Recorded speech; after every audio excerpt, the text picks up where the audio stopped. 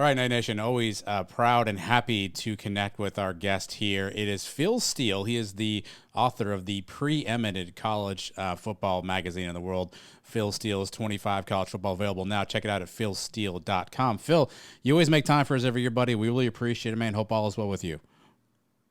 All is great, Adam. How about yourself?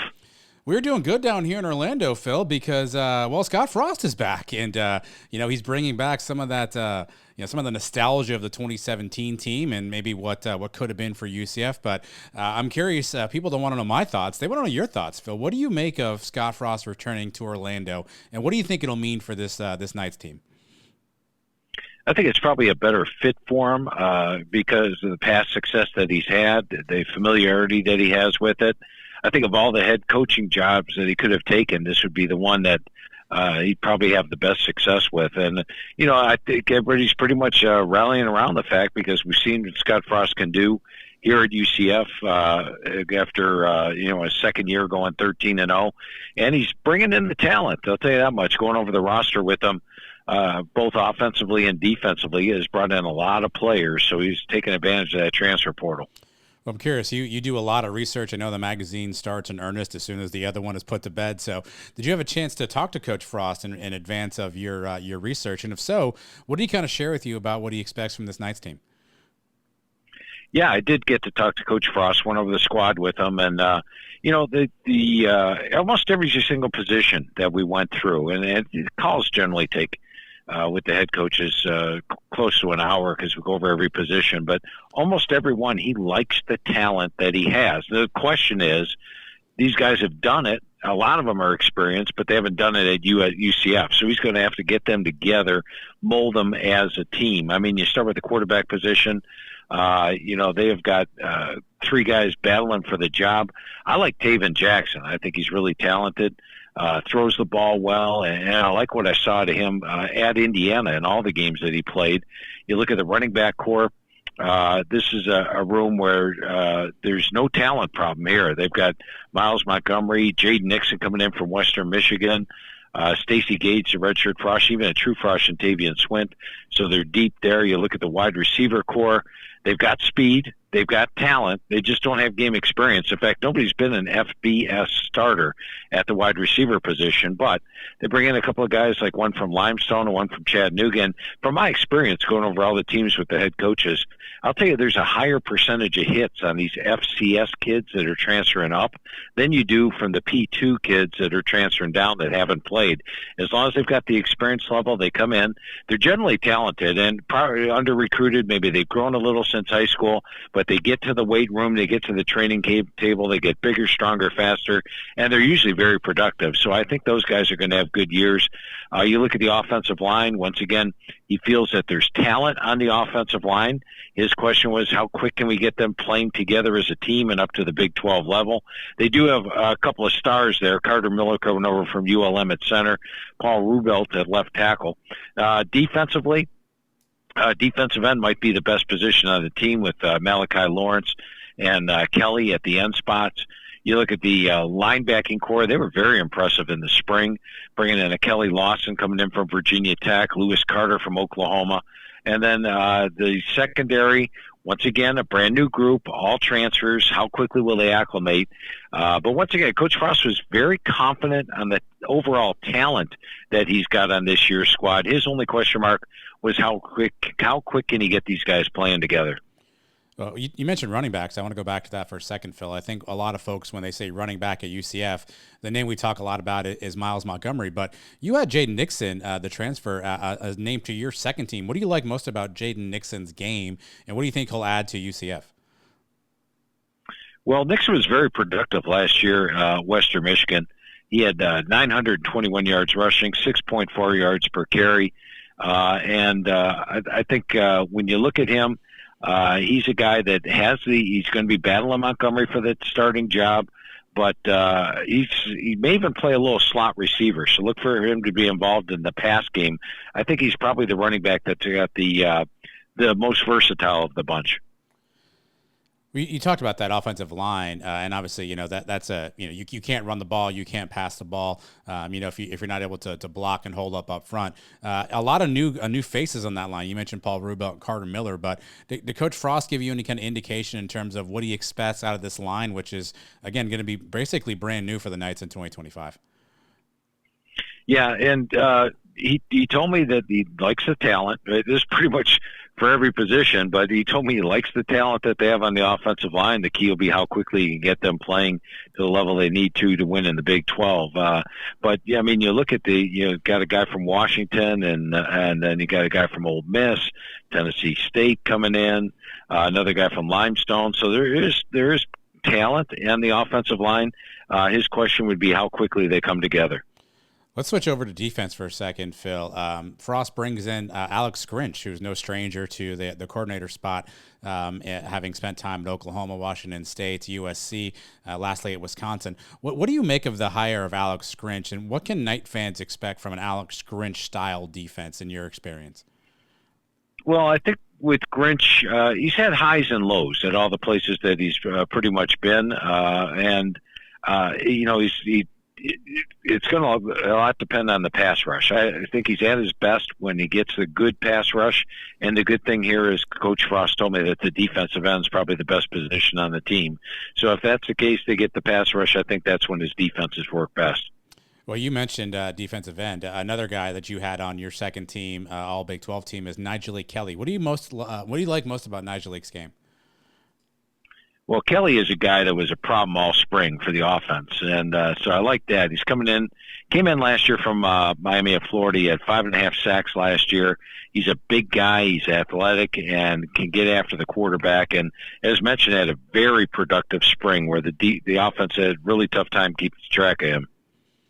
You mentioned quarterbacks. Let's go back to that for a second. Coach Frost has been very coy with the media about who might be the starter for UCF. You mentioned the three names that are out there: Taven Jackson, Ja'Carri Brown, Cam Fancher. You mentioned you like Taven off the top. What do you make of that quarterback room in general? Do you think Coach Frost is comfortable with any of those three individuals taking snaps for this team? I do. I think any of the three starting, and he'd be fine with. You look at Fancher. He's a guy that's really smart. He was a starter at Marshall and then a starter last year with FAU.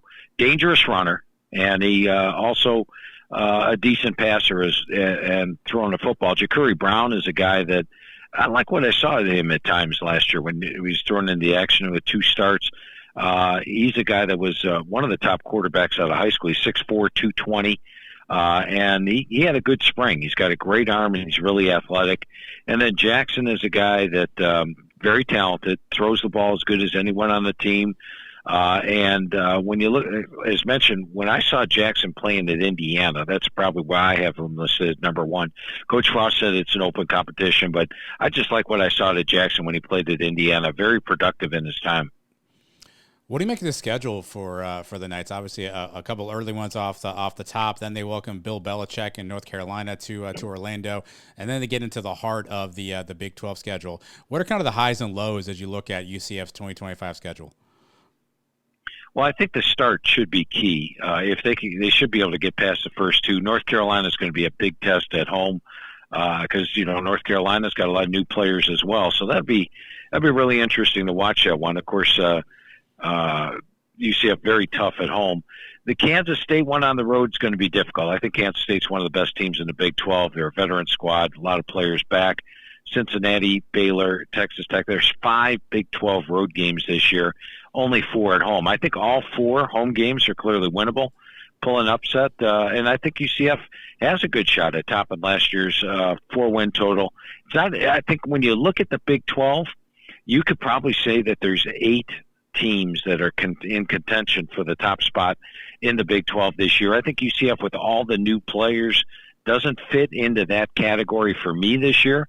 But as we saw last year, Adam, the teams that picked at the bottom of the conference finished at the top. Teams that picked at the top finished at the bottom. So we'll have to see how quickly Coach Frost will get these players playing together as a team. Well, you mentioned it, Phil. It's 2025, and rosters turn over faster than we can keep track of these days. Coach Frost has talked about 70-plus new players on this squad, and you mentioned all the challenges in the schedule. What do you think is a reasonable expectation for Knights fans for this team in terms of a win total? Obviously, last year 4-8. I think 5-13 overall so far in the 2 years in the Big 12. They've just struggled in conference. What do you think would be a reasonable expectation for this year for wins and losses for the Knights? I think 6, potentially 7 would be I think 7, 8 would probably be the ceiling I would put on the team. I think at Kansas State, at Cincy, at Baylor, at Texas Tech, at BYU, all tough, but they could pull one upset there, take care of business at home. I think a bowl game, though, is a reasonable expectation if you're a UCF fan. So it's one of those things where, I'll tell you, Adam, looking at all the rosters around college football, I am leaning a little bit more towards teams that have a great deal of continuity. They recruit freshmen, and now those freshmen are now seniors. There's a really good team atmosphere. I think it's tough for teams to come together quickly. And let's use Colorado and Arizona State as an example. First year, Arizona State's head coach was there, brought in a lot of transfers. They struggled. It was the second year that they came and won the Big 12. And then you look at the same thing with Colorado. Coach Prime brought in a ton of new players his first year. They struggled.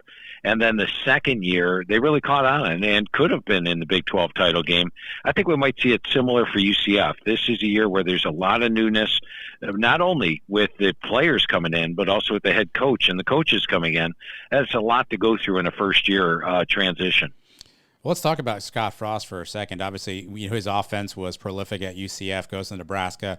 Things don't go maybe as well as he had hoped there. Takes some time off, ends up with the LA Rams, Phil, who obviously Sean McVay, the coach there, and he has a unique offensive system. A lot of Knights fans are wondering, what will this new Frost offense look like? He's learned some things since he was here last. He's probably grown a little bit. Did he give you any insight in terms of what he might look at or what he might look to do from a scheme standpoint in his second tenure here at UCF?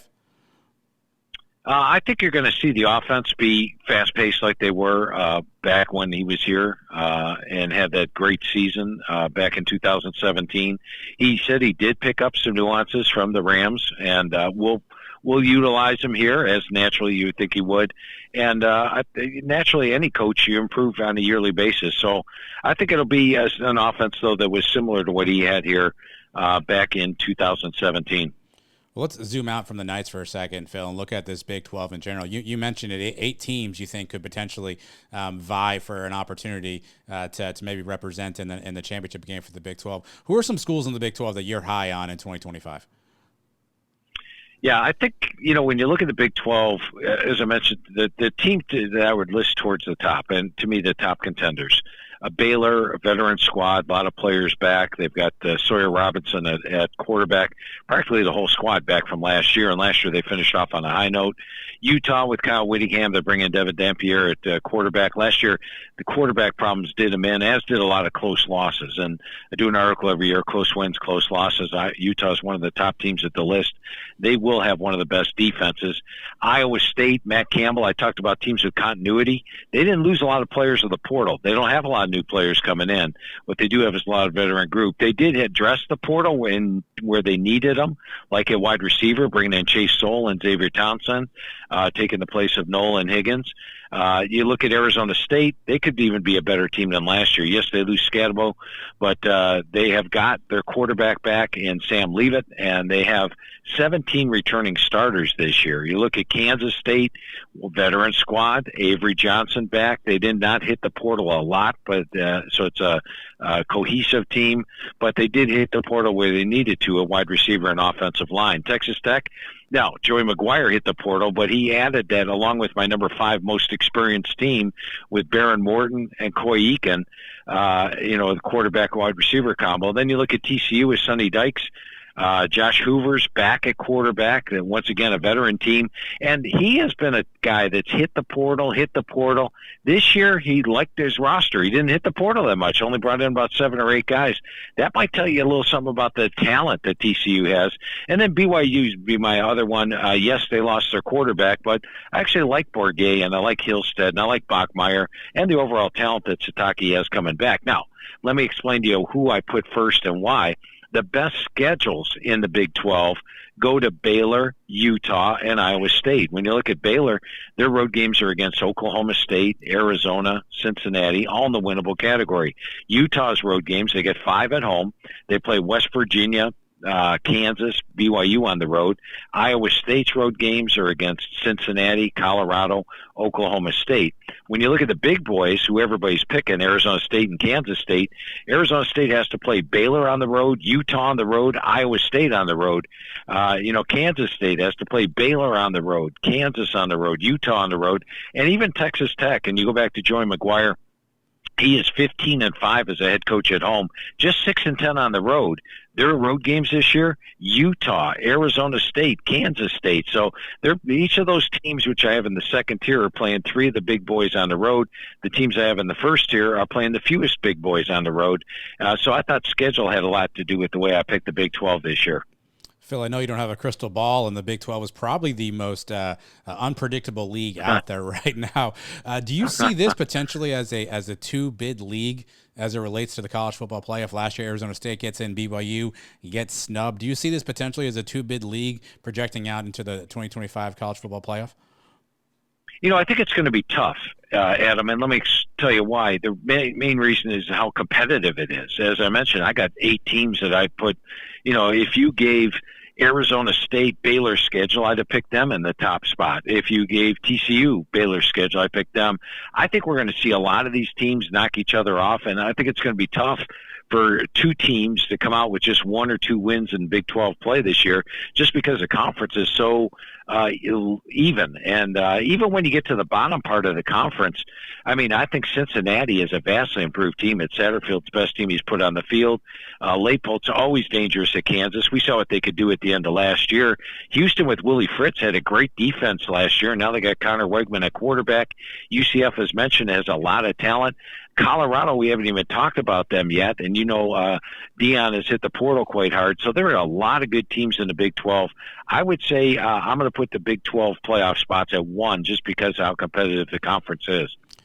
Phil, out at Big 12 Media Days a couple of weeks back, there was a lot of conversation about the Big 12 potentially being the most veteran quarterback conference out there. I think the number was 9 returning quarterbacks who played significant time for their teams in the 2024 season. Do you see that? Do you see the Big 12 kind of being that veteran quarterback conference out there? Yes, they are this year. And naturally it's different on a yearly basis, but this year there's no doubt the Big 12 is the conference that has the most returning starters at quarterback. All right, Phil, again, if you want to learn more about Phil's magazine, you want to check it out, you want to try to buy it someplace, check out philsteele.com. That can probably get you pointed in all the right directions. Phil, I ask you this every year, and every year I marvel at what you've accomplished. You mentioned UCF 70-plus players. You mentioned, obviously, a lot of turnover at a few different schools, West Virginia being one. How do you stay on top of all of this, Phil? How on earth do you keep track? I can't even keep track of who's on UCF's roster, and I do this daily for UCF. How do you keep track of all the different movements and changes out there in college football? Yeah, and I tell you what, Adam, it makes for a very hectic final month of the magazine. I have to wait until the transfer portal closes, which was the end of April. And then the month of May, I'm talking to the head coaches. And this is as the players are landing. We give it 5 weeks for all the players to land. And generally almost every single player signs within that 5 weeks. I don't think there's been any. Jake Ratzlaff just moved. But other than that, there hasn't been any movement of the players since we finished the magazine. But that makes that final month very hectic. I was interviewing coaches the first week of June when we go to the press, which made it a little hectic. We had a couple of typos in this year's magazine because of it. But we're just scrambling that final month. I'm praying, Adam, that we go to one transfer portal. Because if we go to one transfer portal, I can go back to what I used to do, which is as soon as spring's practice is over, talk to the head coaches, go over the rosters with them, and have a better month of May. But it's a very hectic month of May this past year. Again, the book the experts cannot do without, the 2025 Phil Steele College Football Preview Magazine, available now. Head over to philsteele.com and figure out where you can grab your copy. Phil, always appreciate you giving us some time here at the Sons of UCF and talking some UCF Knights. Hopefully we'll catch up with you again next year, and we'll be talking about this team and maybe what they can accomplish in 2026. But thanks for the time as always, and looking forward to chatting with you soon. Hey, always appreciate it, Adam. You know, most of my radio shows we're talking the top 5, top 10 teams, so I enjoy talking UCF football in particular. Appreciate you having me on.